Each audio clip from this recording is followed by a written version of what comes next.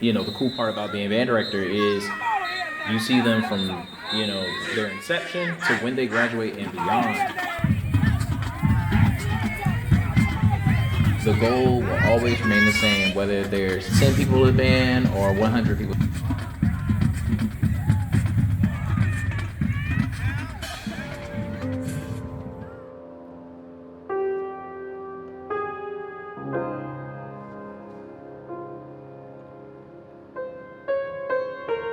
Music has been in my life, all of my life, even truly before I was even born. But I think the love for music started when I started being exposed more and more to different genres, whether that was through video games, movies, singing in my aunt's choir, at church. Different things and different experiences kind of led me down the path of being a musician. But I think what truly blew it up was 7th grade band. Taking band in the 7th grade and learning how to actually play an instrument, and from there it's when everything seemed to click.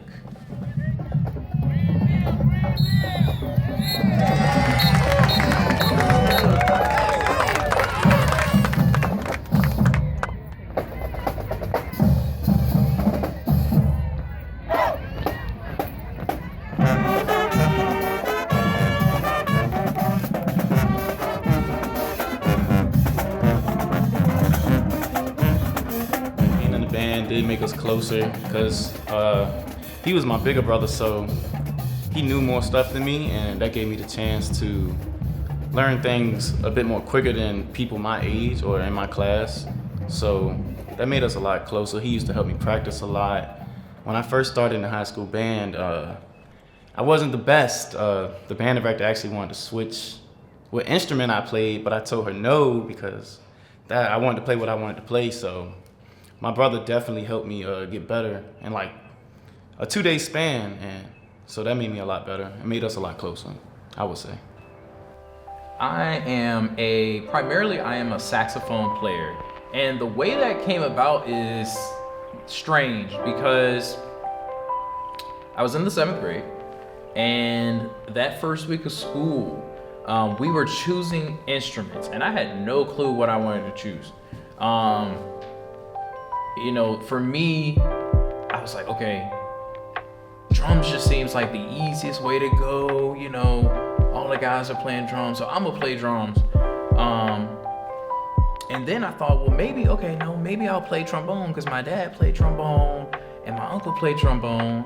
And then one day, one of my good friends was already, over at the house that school morning, and we were all about to go.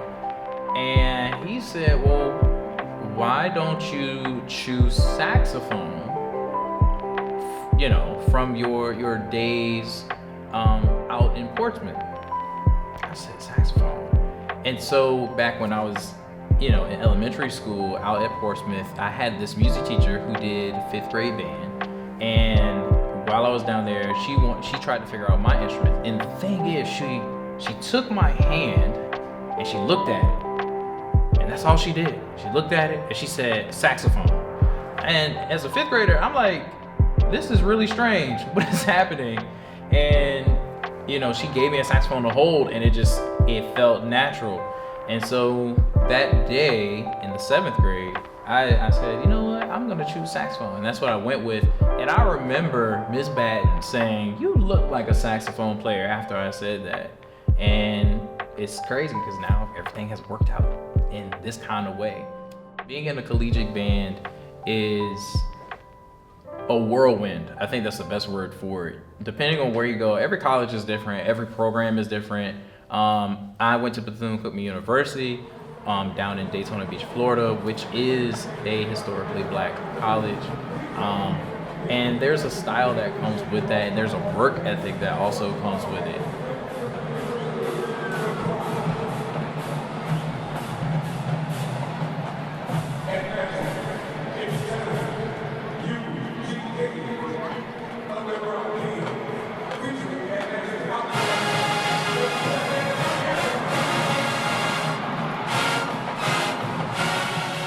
thing about college band too is you get so many like experiences, travel experiences. I don't think I would have ever gone to Indianapolis had it not been for college band.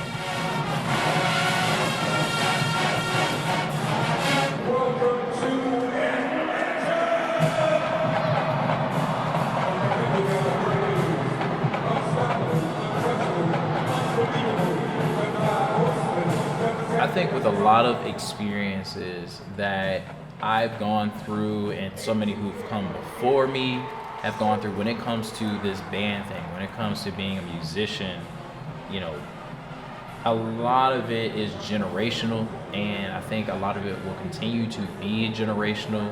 Some of it happens here in the academic space at school, but I think also a lot of it happens by rote.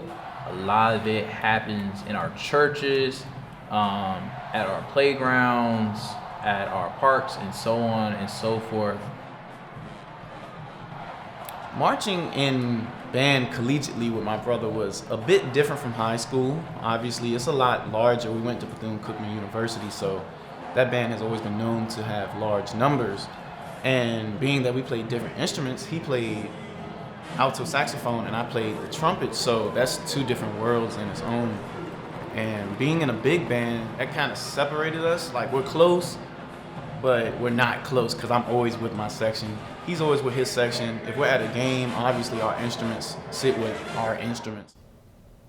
With that, I think, you know, to go through what I've gone through, to go, you know, be here and to go off to college all because of band. That's, you know, undergrad, that's graduate school, and now being a band director back in my hometown at my alma mater, I think is the craziest crossover event ever in life.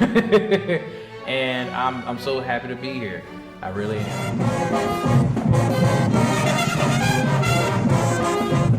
I think the path that Malik chose for his musical career is the one that he wanted to do for a very long time. After he graduated undergrad and went on to grad school at FAU, I know he likes to compose a lot. He's been composing since he was kind of in high school. He was doing marching band arrangements on the high school level.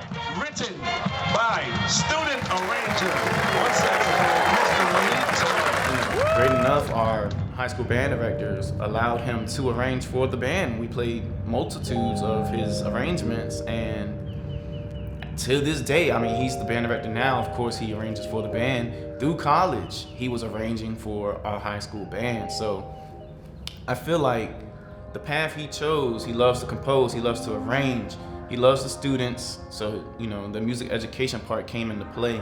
And he became a director, he became a teacher. I think that was one of his biggest goals, and I think he executed it very well and very quickly. I didn't start taking music composition seriously until my third year of college, where one of my professors, my music theory professor, Dr. Sean Hundley over at Bethune-Cookman University, and so I brought him a composition that I had worked on, just to see what he would think. And he said, you know what, you could actually do something with this.